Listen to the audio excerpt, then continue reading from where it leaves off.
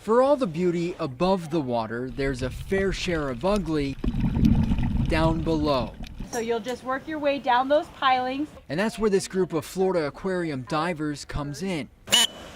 They geared up and headed down to the water off the shores of Fort DeSoto. They made their way in and dove to the bottom.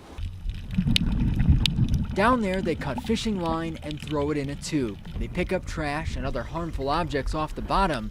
Then, So whatever it is, it's pulled to the top by the crew on the Bay Pier at Fort DeSoto Park. They've got some large piece of metal debris that we're going to try to bring up now. Katie Schultz is their leader. She says the mission is to clean up our beautiful water and protect the precious marine life. If this gets wrapped around an animal, it can cut off circulation. It can cause paralysis through that and other less severe damage. Well, you can see all the stuff that they pull out of the water, piles and piles of stuff that they're pulling from underneath this pier. Stuff like cell phones, full beers, and even an entire fishing pole. Oh boy, yeah, I mean, we found guns under the St. Pete Pier, we've got radios, we actually found an urn when we did Ballast Point, which we put back in the water.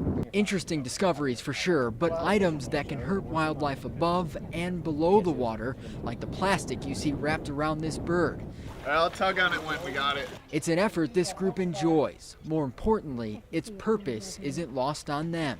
In Pinellas County, Chris Hopper, Bay News 9.